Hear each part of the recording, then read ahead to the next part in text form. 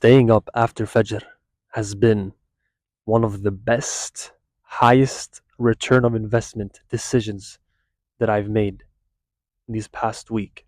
I made a video recently about how sleeping after Fajr is so bad. Just all I listed out all of the consequences that I had during the day. My mental energy, my focus, my bad barakah, no khushu' in salah, feeling very impulsive, agitated. I didn't even do deep work until like 4 p.m., which is crazy.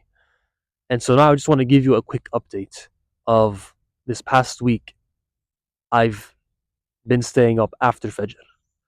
6 out of the 7 days, I was able to stay up after Fajr. Today, I unfortunately had to go back to sleep after Fajr because the days previously, I sleep at 12 or 1 and Fajr is at like 5. So I'm only getting 5 hours of sleep. So it kind of caught up to me. That's the only reason why I genuinely like had to sleep after Fajr.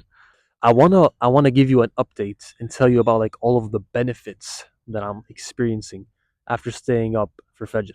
And mind you, for like this new problem of sleeping after Fajr was only for a short period of time. I always used to stay up after Fajr, but I'm only now like hyper aware of how my day is going when I sleep after Fajr versus when I stay up. The first benefit I realized instantly was it was like I had an instant increase in energy for my whole entire day. Not for a short period of time, for a few hours, for whatever, for my whole day. Like I was wired, alert, ready to go up until the moment before I went to sleep. I had almost this like obsession to just conquer my goals, conquer my day. Whatever priorities I have set, which is to record these videos, I legit made like I batch produced videos. I recorded a week's worth of videos in 1 hour. Talk about barakah, bro. Talk about barakah. Genuinely insane. I wasn't able to do that ever. If you go back, if you scroll on my page and you see a video titled How I Became a More Disciplined Muslim Man, that was the only video I posted for a month. And that was the month where I was sleeping after Fajr. And when I made the video that I'm not going to be sleeping after Fajr anymore, it was like the day after. I just like I made literally a week's worth of videos in 1 hour. I got more work done than I did the month before. Like I posted more videos in 1 hour versus when I was sleeping after Fajr, I only made one video for a month. And the second thing I realized instantly was how much of a good mood I was in throughout the whole entire day. It's always talked about like mental health, do this, do that. Simply staying up after Fajr by itself, I didn't even work out yet. I didn't even focus on anything mental health wise other than just staying up after Fajr. I found I was like in a good mood all day. And it's interesting because when I was sleeping after Fajr, I was like in such a groggy, like almost the heck? I was in like a groggy, depressed, very impulsive, overreactive. And if you're an introvert, like you know the feeling of how limited your social battery is.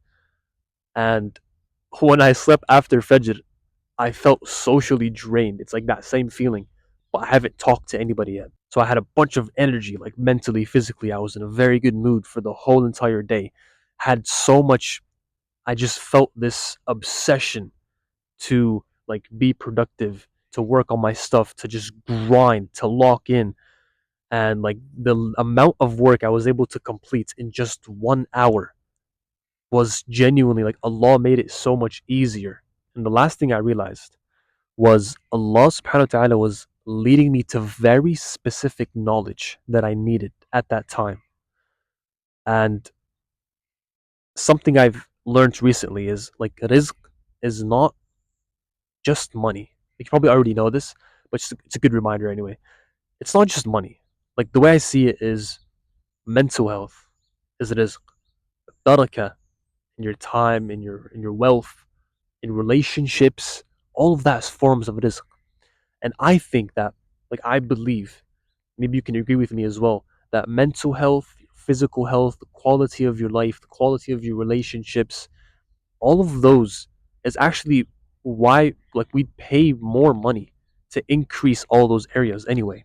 So I see them as much more valuable than money itself.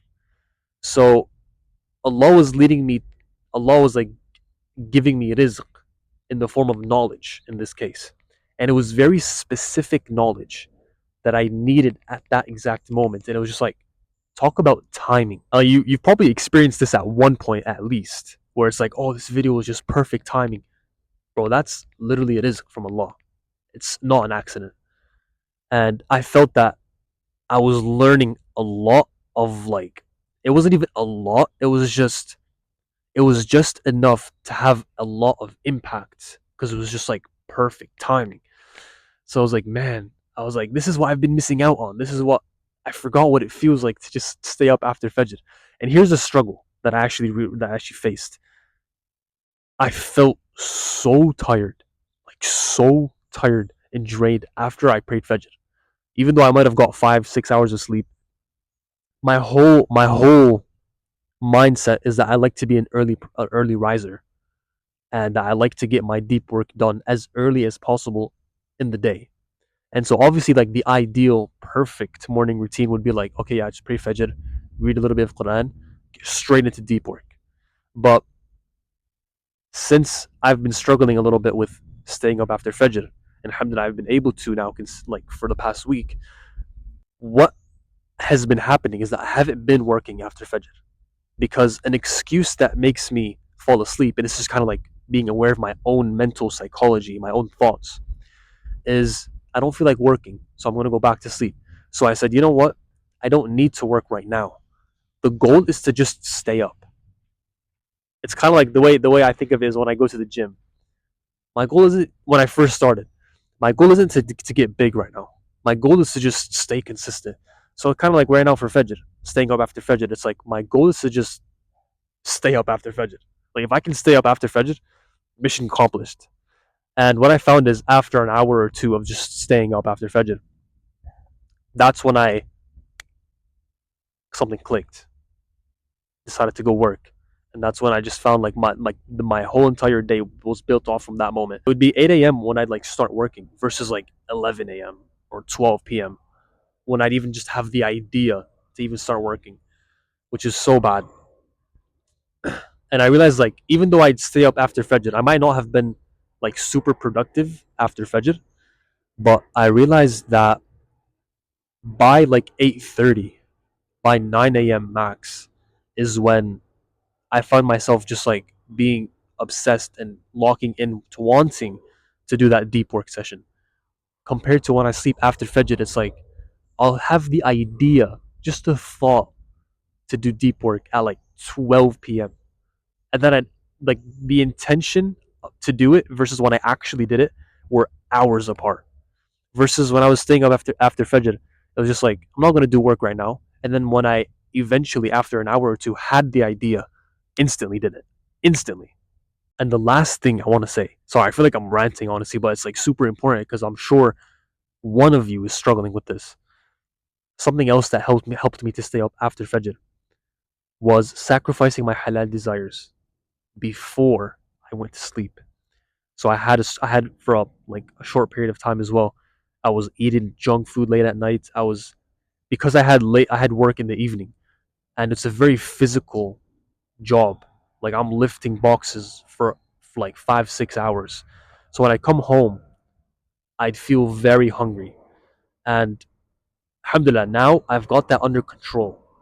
I've got I've stopped overeating completely. I haven't eaten anything actually when I come back from work. Maybe a few bites of something, but that's like the max. I stopped watching social media late at night and I stopped staying up late in general. These three things were my halal desires that I sacrificed, and the thing that I told myself, the logical argument that I gave myself to override the emotion of wanting to stay up and wanting to indulge in these bad habits before I sleep was, I'd rather be hungry than miss Fajr. That one sentence was the root logical like argument that I told myself that allowed me to sacrifice all these three things: staying up late, watching social media, and overeating before sleeping. Three major problems fixed from one logical sentence. One logical sentence helped me to override my emotions, helped me to sacrifice my halal desires. And in exchange for that, Allah subhanahu wa ta'ala is helping me to stay up after Fajr. And if you want to change your emotions, you want to override them, you want to sacrifice desires that you're struggling with, you have to be logical. And a logical thing you can do is to join my free community where I actually help you beat procrastination. And it's genuinely, I believe it will actually help you, inshallah. And there's big things to come in there. Links in the description below. Do not buy into your emotions and justify with logic. Assalamu alaikum.